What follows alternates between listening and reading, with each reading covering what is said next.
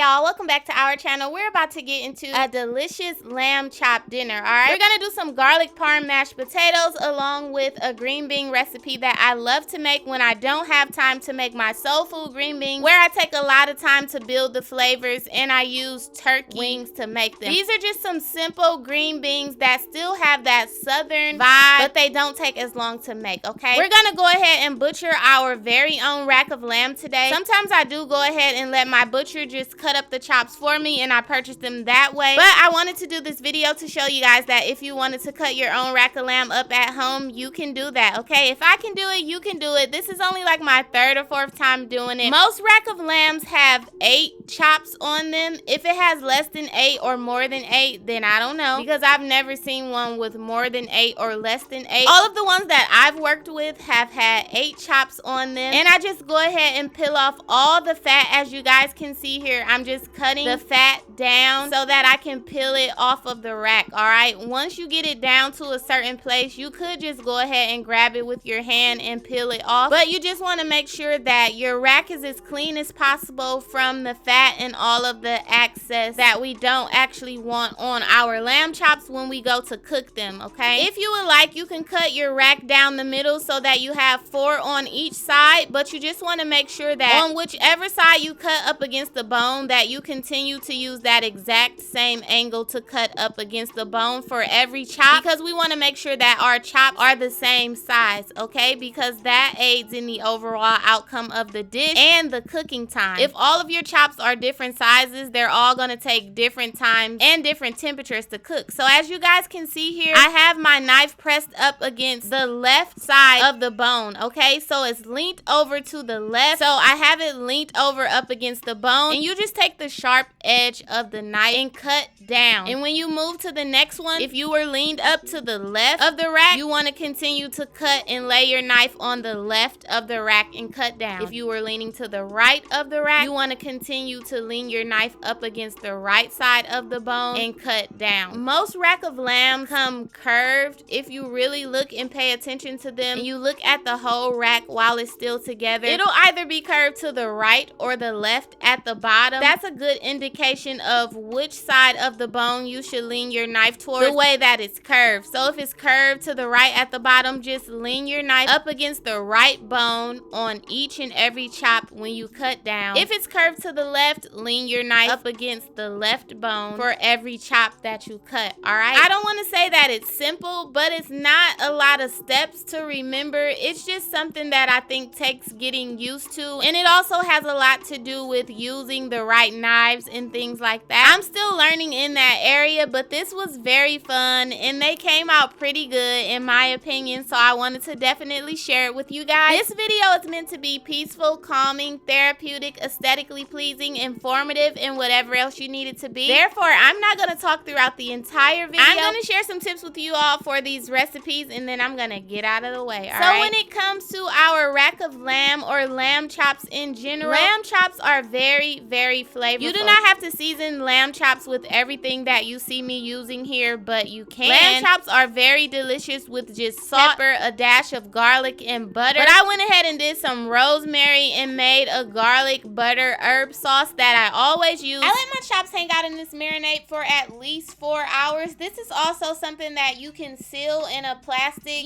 refrigerator bag overnight if you want to cook your chops the next day, or even throw them on the grill. All right, bomb.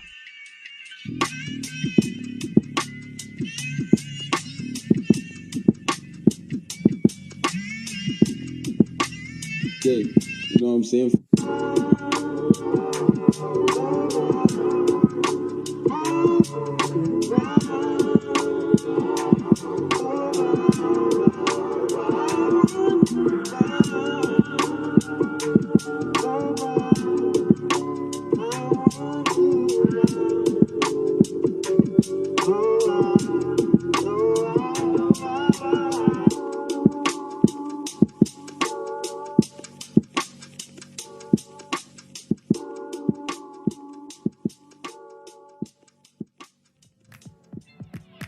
Where'd you go? Oh, you know how I've been living without you.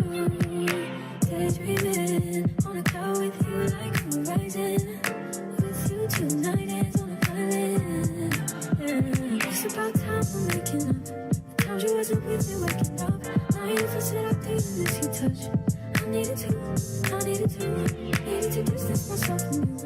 I was just in love with you. So come close, I want you. Can I tell you something for what it's worth? If you had this place on earth, take you there, I'll take you. Show you something, give you more than words. If you had this place on earth, take you there, I'll take you there. Take you there, won't you? Fill me up till my cup's overflowing. I'm so anxious just to feel the silence. It's so quiet.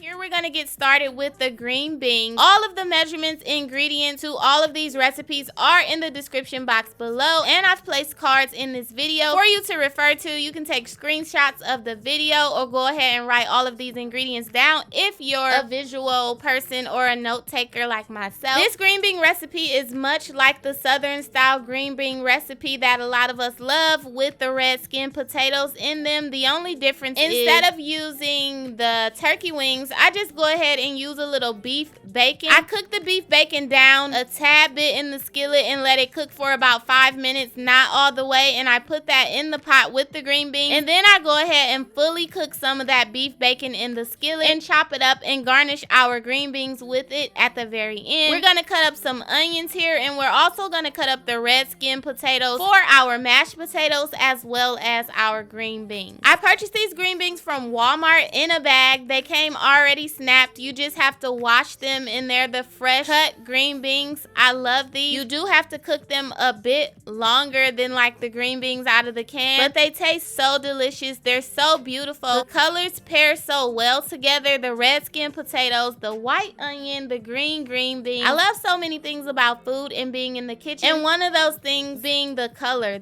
of food. I love looking at the different foods, how they go together, and how beautiful they are throughout the cooking process and once you're done. I love coming up with recipes that are good to my family and good for my family. So we're gonna cut up our potatoes. When I'm making mashed potatoes or potatoes for green beans and potatoes, I make sure that I cut all of my potatoes so that they're similar size, so they'll take the same amount of time to boil for our mashed potatoes. And I also use the same size so that we can have some consistency within our green beans. So for our green beans, we just want to get all of the ingredients in the pot, and we're gonna just let them cook down for about 2 to 2.5 hours until they're tender or your green beans are at their desired texture. This beef paste that I'm using here makes a big difference, all right? I sometimes use the chicken one too, but it makes a big difference in soul food because when you're cooking such a large pot of something, it's sometimes hard to get a good, nice, hearty flavor quickly if you haven't been cooking it for hours and hours. So these really help out with that. You want to make sure that your chops are about 3/4 inches thick, and you're going to cook them for about 7 to 10 minutes on each side. We're pan frying or pan searing them. You want to have a nice char, a very nice crispiness on your chops, but we don't want to overcook them because we want to make sure that they're really nice and tender. So one thing to remember when you're cooking lamb chops stovetop, really any meat for that matter, is you want to take your meat off about 10 minutes before it's done and let it rest, okay? Before you bite into it, cut into it, or anything like that. Because if you do so too soon, all the juices that we love, want, and need are gonna just go ahead and run out of your meat and it'll be dry, all right? Another thing to remember when cooking meats is that it's gonna continue to cook once it's off of the eye or out of the oven because the internal temperature is still up. It takes a little minute to cool down. So if your meat doesn't look as crispy or as done as you want it to look, it's gonna continue to cook once you take it off of the stove. So keep that in mind as well. I'm a person who likes my meat well done, so I would just always cook it until it was well done or looked well done to me, which I still do. But I would overcook it because I wasn't remembering that once I took it off of the stove, it was gonna continue to cook internally. The length of time that you cook your chops for also depends on the thickness of your chops. That we cut them all to a similar size so that they'll take the same amount of time to cook.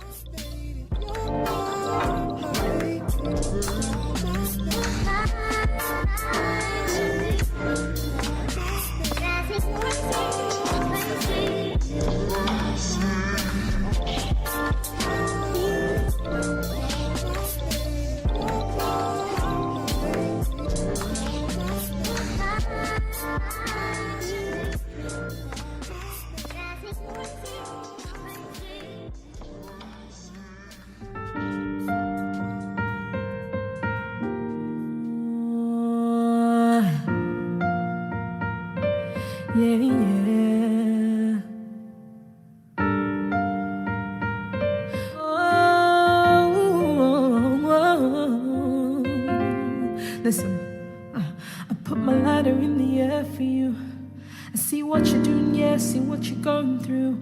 Put my lighter in the air, the truth is you're beautiful, you're beautiful. I put my lighter in the air for us. Everybody sing together, sing a new song. Put your lighter in the air, the truth is you're beautiful, you're beautiful.